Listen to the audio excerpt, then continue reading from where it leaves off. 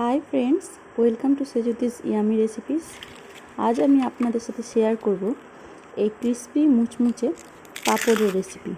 এটা হচ্ছে কালারফুল সাবুর পাঁপড়। দেখতে অনেকটা দোকানের পাঁপড়ের মতন মনে হতে পারে, কিন্তু এটা আমি বাড়িতে বানিয়েছি।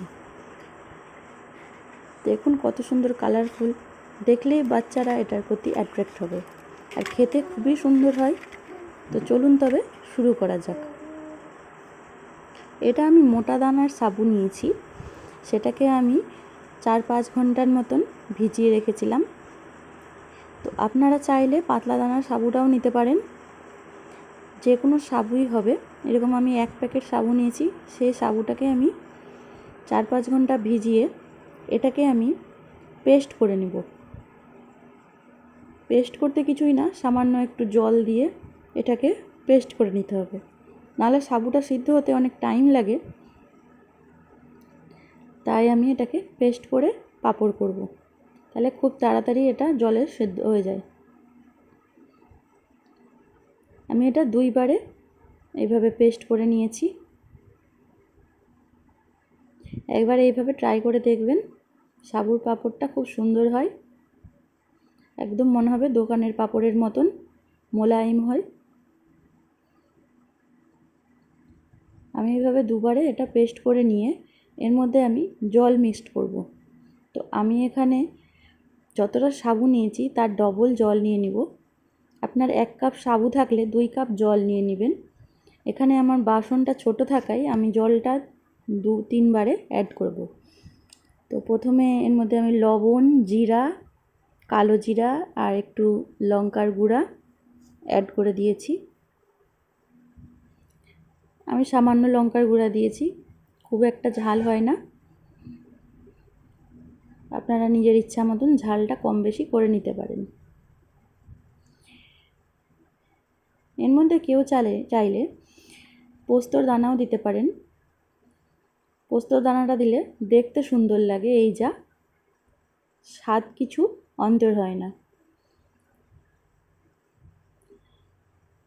যে কোনো একটা কালো জিরা বা জিরা অ্যাড করেও বানাতে পারেন, সেটাও ভালো হয়। তো আমি দুটাই এখানে অ্যাড করেছি, আর দিয়ে এবার আমি গ্যাসে চড়িয়ে দিয়েছি। হাই ফ্লেমে এইভাবে এটাকে বসিয়ে দিতে হবে, আর কন্টিনিউ এটাকে নেড়ে যেতে হবে যেন নিচে দিকে লেগে না যায়। যেহেতু সাবুদানাটা আমি পেস্ট করেছি, তাই নিচে লেগে যাওয়ার সম্ভাবনাটা বেশি থাকে, তাই এটাকে নেড়েই যেতে হবে এভাবে। আমার সাবুটার পরিমাণটা এই বাসনটাতে বেশি হয়ে গেছে, তাই আমি এটাকে আধা আধা করে দুইটা বাসনে বানিয়েছি। সাবুটা যখন দেখবেন দুধের রং থেকে জলের রঙে পরিণত হয়েছে, আর কড়াইয়ের যে সাইডগুলোতে লেগে পাঁপড়ের মতন হয়ে যাবে, আর সাবুটা ঘনও হয়ে যাবে, তখন বুঝবেন এটা পাঁপড় দেওয়ার জন্য রেডি হয়ে গেছে। এবার আমি এর মধ্যে কালার অ্যাড করব। এগুলো হচ্ছে লিকুইড কালার, এগুলো আপনারা অনলাইনেও পেয়ে যাবেন। তো এই কালারগুলো আপনাদের ইচ্ছা অনুসারে নিয়ে নেবেন। আমি কিছুটা এর মধ্যে নিয়ে নিয়েছি বাটিতে করে, আর নিয়ে আমি চামচ দিয়ে এই বস্তার মধ্যে করে দিব।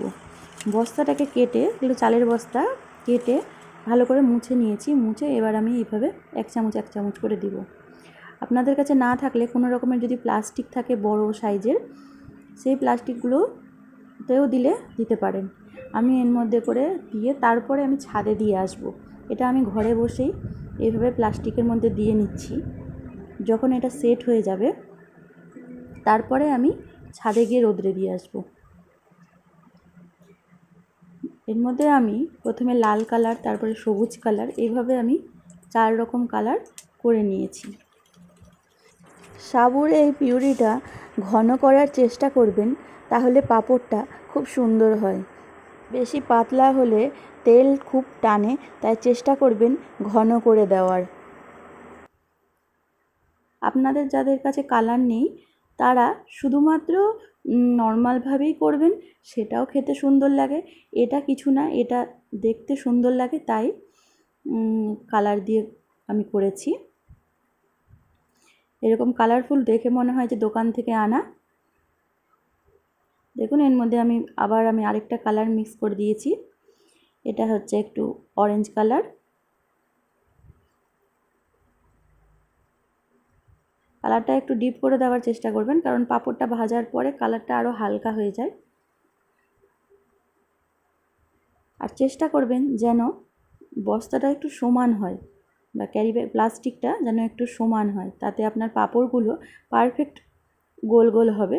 আমার বস্তাটা একটু টেরা বেঁকা হওয়ায় পাঁপড়গুলোর সাইজগুলো একটু অন্যরকম হয়ে গেছে, তো ওটা কোনো ব্যাপার না, খেতে সেম লাগবে।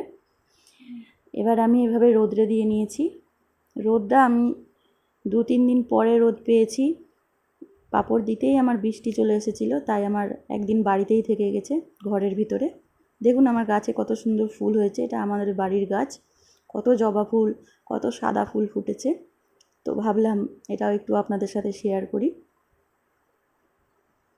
তো পাঁপড়গুলো আমার শুকিয়ে যাওয়ার পরে দেখুন কীরকম শুকিয়ে গেছে। আর শুকিয়ে গেলে অটোমেটিক নিজে নিজে এইভাবে পাঁপড়গুলো ছুটে ছুটে আসবে, কোনো পরিশ্রমই লাগে না। এত সুন্দর, এই বস্তার মধ্যে দিতে গেলে নিজে নিজে ছুটে চলে আসে, ছুটাতে খুব মজা লাগে।